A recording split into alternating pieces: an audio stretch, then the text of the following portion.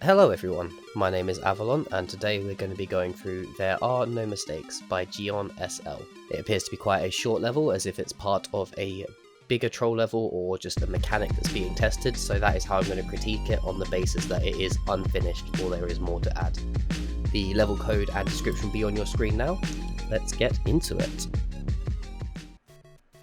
So we're going to start with this first room, obviously. You've got these two shinies above you with the arrows pointing to them, which are really enticing, especially in the current troll meta. You have no idea whether you should be hitting arrow blocks or you shouldn't be hitting arrow blocks. So let's say you go for the hit on the arrow block, and oh, a thwomp comes down. Now, the thwomp is actually really clever, on the basis that if you do avoid it, you will see that there was a vine coming. You can see that there is something above up here, but you can't see how to get to it. And you can't see how to climb the vine without the thwomp killing you. So it encourages the player to look around, so they can't reach the pipe. There's got to be something else to this level, which is really clear because there's nothing the player can do. So hopefully they will find the P-switch. And then of course the thwomp kills themselves. This gives the player the option to further explore the level and find this thwomp up here, who will rapidly destroy everything, including a brick block there. Now that brick block that was destroyed on the left will become important shortly.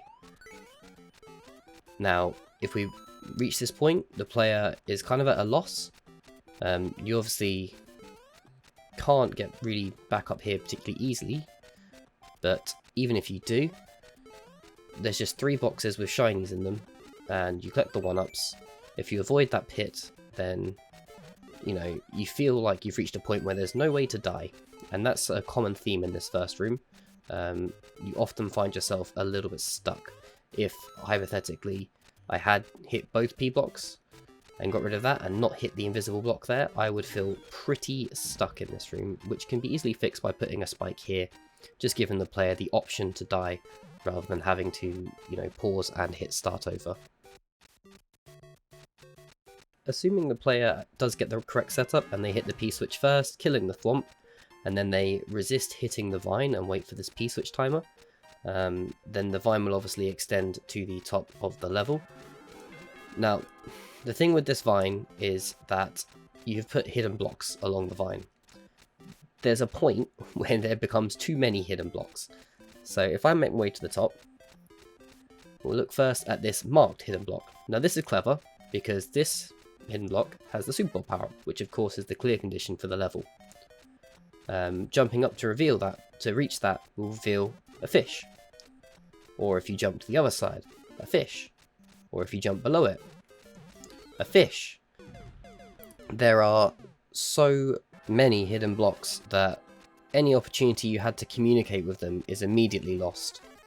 So yes, I see a fish coming out of this, but at this point I'm just assuming it's another troll fish designed to kill me, and not maybe seeing the bigger picture, which when I get back to the bottom of this vine I will discuss.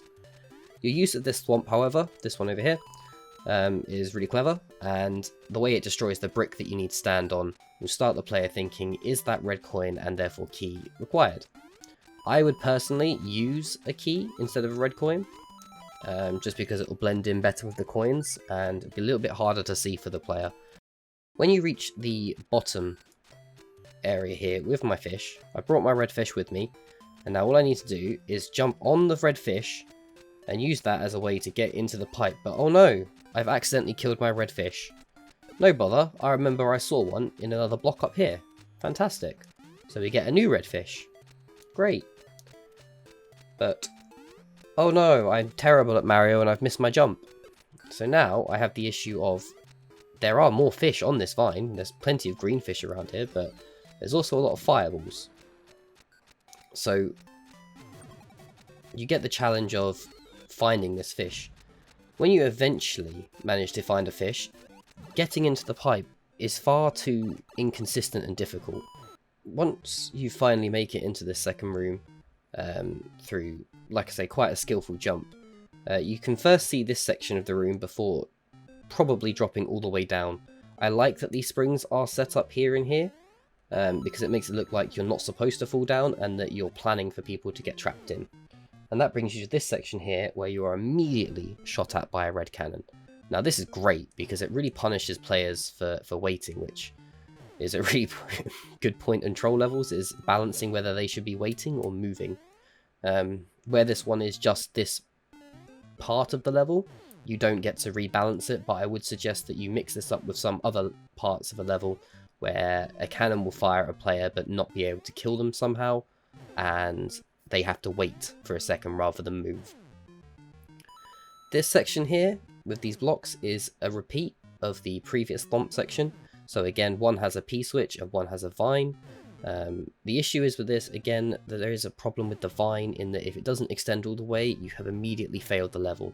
But assuming you get it right and you bring the thwomp down, you can wait for another P-switch timer. Whilst this P-switch timer is going, I'd like to talk about this question mark block as well. This is brilliant because with where the cannon is, you can see that you can get all the way under this level, so why would you ever go right? You're always going to come left and see this question mark block first, which of course brings out the bomb, which will go on to destroy the vine, which is just brilliant.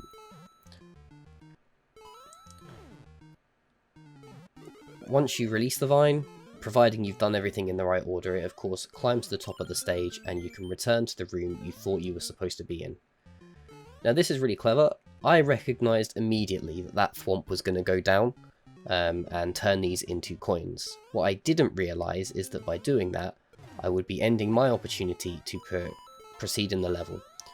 All the bricks become coins and the POW knocks them all out of the sky, which traps the player in this room. Again, luckily you have provided a way to kill themselves, however I would suggest maybe another way up here somewhere, like this block here that stood up. This could be a spike and just give a player a challenge to jump off the vine, and then they've at least got a way to kill themselves when they do reach the top. Assuming the player has done everything in the correct order and they've made it down here with the Super Ball power up, they haven't taken any damage as of yet, and they get this thwomp the right way round, they wait out this P-switch timer before releasing the vine and they don't trigger the bomb, and they take absolutely no damage at all. They already know that the upstairs on-off switch won't work and they don't need to turn one, so they'll turn to the only other on-off switch that they know. And that will of course be this one over here. Now, this hidden block, I like it.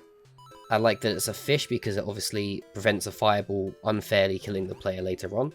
But it does make the player wonder, after already having to use a fish, do they need to keep the fish alive or not?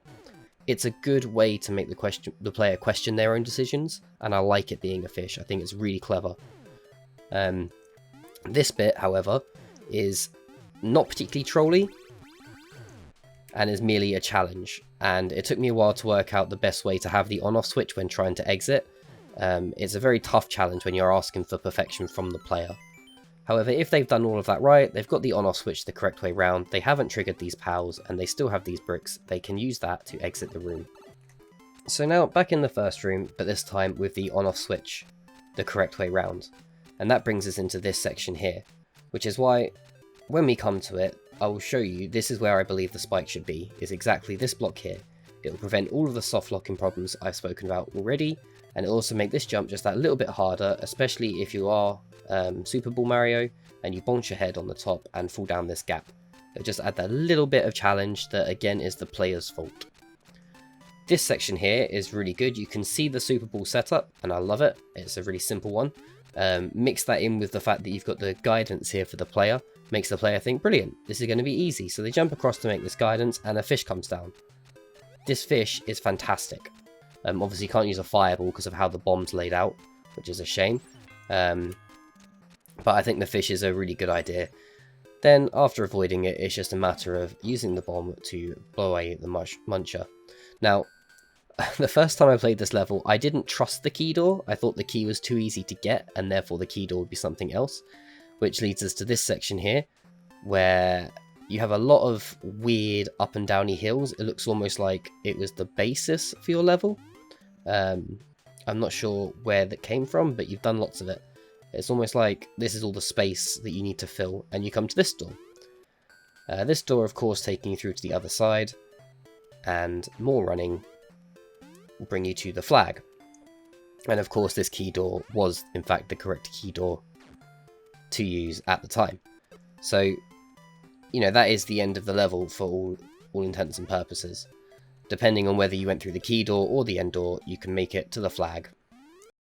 So, talking about your level in general, It had a few really good ideas. I really enjoyed the thwomp setup at the start, in that if you don't time it right, obviously the thwomp will come crashing down and destroy the blocks that you require to pass forward. My only issue with that was the P-switch being the way that it was, in that it blocks the player in. There's nowhere for the player to go, there's no tasks for the player to complete, and it just becomes a tedious waiting point. The issue being that at the start of the level, obviously, you have to repeat that several times. Every time you die, you have to repeat that P-switch wait, and it just creates a really poor start to the pacing in the level. If there was maybe some other task to complete whilst the P-switch was going on, or you could even just leave that area and go and explore a little bit. Even if the block above the vine was in fact not a P-switch block, so that the vine could still start extending whilst you're waiting for the P-switch timer, it will just make that pacing a little bit better. The other issue that I had was that the soft locking that I spoke about, I found that that was quite frustrating, especially in the first room. I understand, like I say, you can start over, it's not like you've gained particular progress, but it is still quite annoying to have to keep starting over, and you're never quite sure whether it's right to start over, or there's something you've missed in the room, or you've just done things in the wrong order. A way to kill yourself is just so much better. Although, granted, playing the level, most players will just go for the start over option because it's a little bit faster. It's just having that option there. And as I detailed earlier, if you put the spike on the block below the on-off switches, you can actually create a little bit of difficulty for the player to get through that gap later on in the level. The next thing that I want to talk about is hidden blocks. And everyone loves a hidden block. You can place them well, you can place them poorly, but this is definitely a case of less is more. You had a quite challenging pipe to enter. It was additionally challenging that you had to use a fish to get there.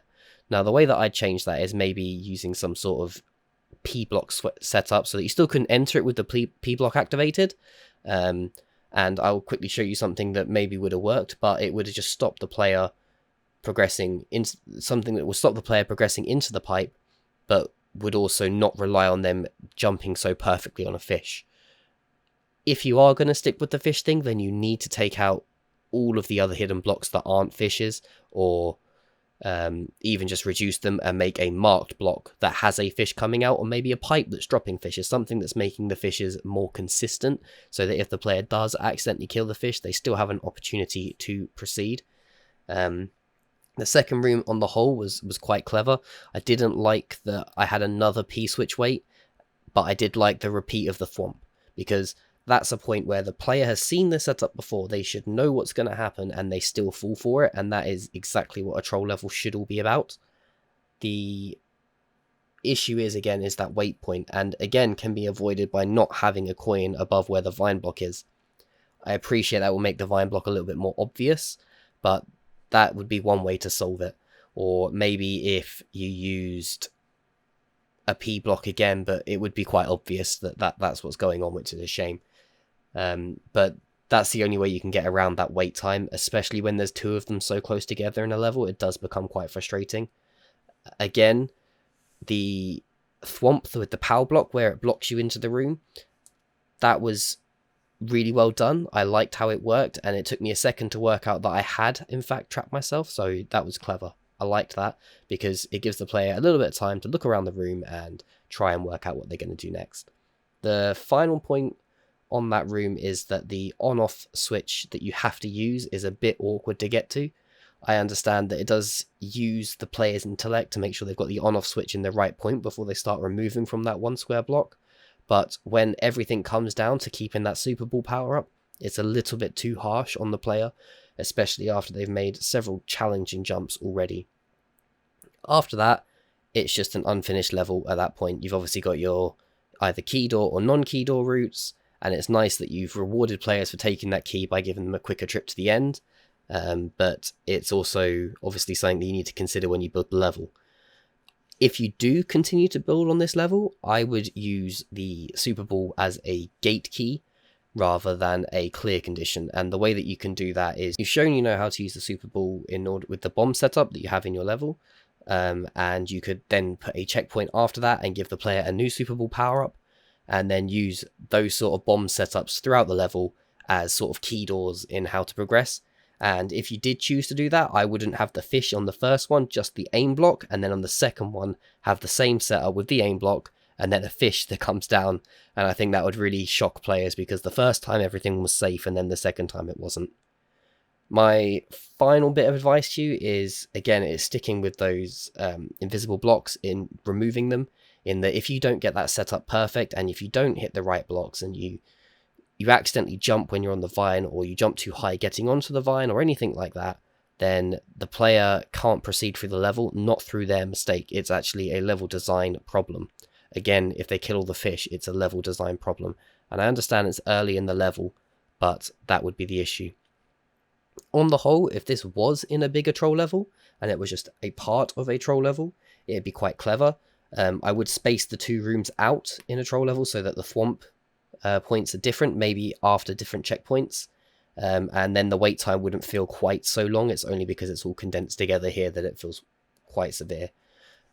Judging this as if it was a whole level, I would boo it because there's not enough there. However, I'm not going to either boo or heart it, because I don't feel that it's finished, and I feel like you're planning on adding more, and as you do, I would really love to see you comment the level codes as you update it below. That would really make it good for me to see where you're going with the level and keep building it. But I also really enjoyed the way that you're thinking when you create these trolls, so I'd like to personally play it for fun anyway. All in all, I'd say it was quite a good start for a level, but it needs a lot of work to make it a full level. But Geon, I thought that There No Mistakes was pretty good as an opening. I have been Avalon, and this has been GeonSP, and all that's left to do now is to set a good world record.